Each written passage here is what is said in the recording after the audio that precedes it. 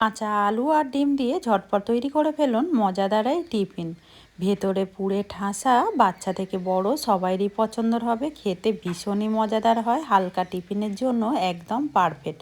নমস্কার বন্ধুরা, কাজল ভিলেজ কিচেনে সকলকে স্বাগত জানাই। রোজকার মতো আজও রান্নাঘরে চলে এলাম। আজকের রেসিপি প্রথম থেকে লাস্ট পর্যন্ত দেখতে থাকুন, আশা করছি ভীষণ ভালো লাগবে। তো চলুন তাহলে শুরু করা যাক। জন্য নিলাম এখানে একটা বাটি, একটা ডিম নিয়ে নেব। ডিমটাকে ভেঙে বাটির মধ্যে নিয়ে নিতে হবে। ডিমটাকে একটা কাঁটা চামচ দিয়ে খুব ভালো করে আগে ফেটে নিতে হবে।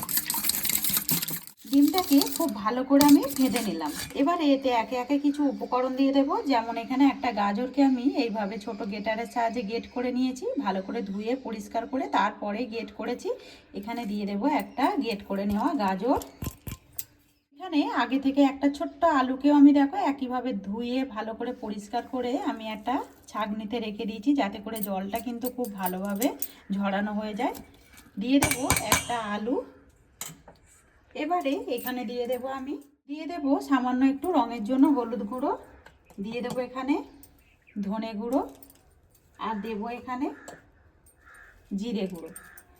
এবারে দিয়ে দেবো এখানে আমি ঝালের জন্য দেবো এখানে লঙ্কার গুঁড়ো। তো ঝালটা তোমরা কিন্তু তোমাদের মাপ মতোই এখানে ব্যবহার করবে। আর এখানে নিয়েছি আমি বেশ কিছুটা ময়দা। তো চাইলে ময়দার পরিবর্তে তোমরা এখানে আটারও ব্যবহার করতে পারো। তো একটা ডিমের জন্য আমি একটা ছোট্ট বাটিতে এখানে 3 থেকে 4 চামচ মতো হবে আমি ময়দা দিয়ে দিলাম। আর দেব স্বাদ মতো লবণ। লবণটা শত লাস্টে দিলাম, তাহলে মাপগুলোর মধ্যে লবণটা দিতে কিন্তু বেশ পারফেক্ট হবে। এবারে সমস্ত উপকরণগুলোকে আমি আবারও খুব ভালো করে মিশিয়ে নেব। আমি যেহেতু একটা ডিমের এখানে ব্যবহার করেছি, সমস্ত উপকরণগুলো দেখো খুব ভালো করে কিন্তু মিশে যাবে। তো তোমরা চাইলে এখানে উপকরণগুলো কম অথবা বেশি করেও কিন্তু করতে। সমস্ত উপকরণগুলো দেখো জল ছাড়াই কিন্তু এইভাবে মিশিয়ে নিতে হবে। আর যেহেতু এর মধ্যে আমরা আলু দিয়েছি, আলু থেকেও কিন্তু একটু জল ছাড়বে, গাজর থেকেও কিন্তু লবণটা দেবার পরে জল ছাড়বে। তাই জন্য এখানে এক্সট্রা করে কোনো রকম জল দেবার দরকার লাগে না। এবার এটাকে ঢাকা দিয়ে এখন রেখে দেবো, ততক্ষণে পুরটা রেডি করে নেওয়া যাক। তার জন্য একটা কড়া গরম হতে বসিয়ে দিয়েছি। কড়ার মধ্যে দিয়ে দেবো সামান্য একটু তেল। সাদা তেলের ব্যবহার করছি, আর সাদা তেলেই টিফিনটা করলে খেতে বেশি ভালো লাগবে।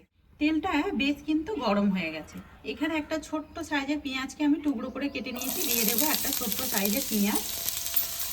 একটু নাড়াচাড়া করে নেব। এখানে হালকা করে একটু পেঁয়াজটাকে নাড়াচাড়া করে নিলাম, পুড়েও যায়নি আবারও রঙও চেঞ্জ হয়নি।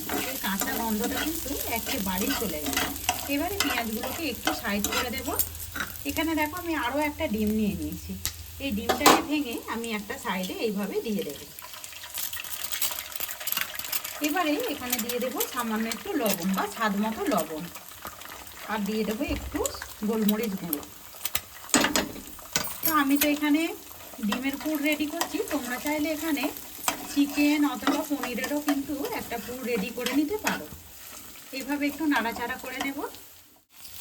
নাড়তে নাড়তে দেখবে এরকম একটু শুকিয়ে আসবে, তখন পেঁয়াজের সঙ্গে ভালো করে মিশিয়ে নিতে হবে ডিমটা। এখানে দেখো একদম একটা সুন্দর একটা পুর রেডি হয়ে গেছে। এবার আমরা এটাকে নামিয়ে একটু ঠান্ডা করতে দিই। এবার আমি একটা ছোট্ট কড়া বসিয়ে দিয়েছি। কড়ার মধ্যে দিয়ে দেব সামান্য একটু তেল। ওই সাদা তেলেরই ব্যবহার করছি। দিয়ে একটু চারিদিকে এইভাবে একটু ছিটিয়ে দেবো। তেলটা দেখো খুব সুন্দরভাবে কিন্তু গরম হয়ে গেছে।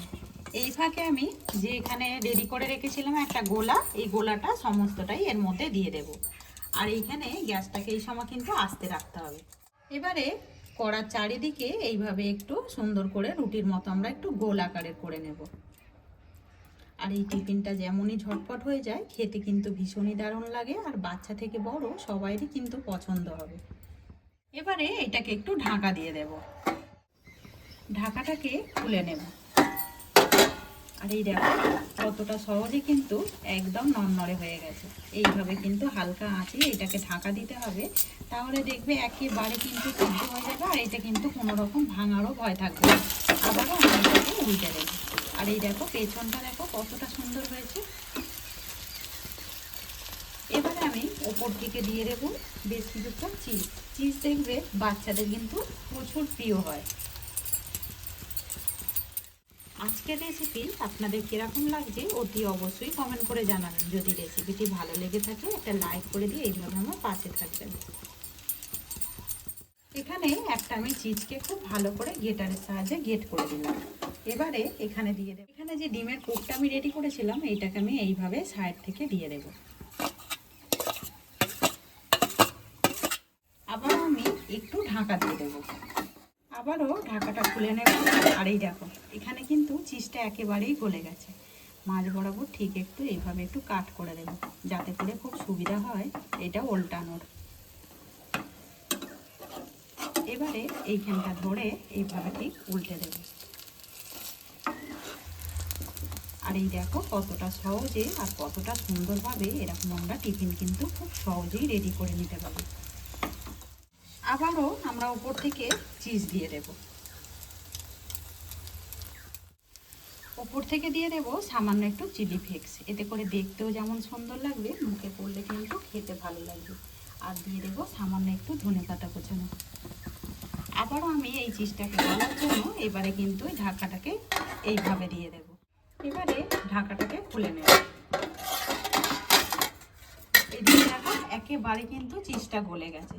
আর টিফিনটা দেখতে কতটা সুন্দর হয়েছে দেখো। আগেই বলেছি বাচ্চা থেকে বড় সবাইরই পছন্দের হবে। তো আজকের রেসিপি আপনাদের কীরকম লাগলো অতি অবশ্যই কমেন্ট করে জানাবেন। যদি ভালো লেগে থাকে একটা লাইক করে দিয়ে এইভাবে আমার পাশে থাকবেন, আমাকে সাপোর্ট করবেন। আমার এরকম নিত্য নতুন রান্নার জন্য পাশে থাকা বেল আইকনটি প্রেস করবেন। সবাই ভালো থাকবেন, সুস্থ থাকবেন, ধন্যবাদ। আবারও কোনো নতুন রেসিপি নিয়ে ফিরে আসবো। আজকের মতো এই পর্যন্ত।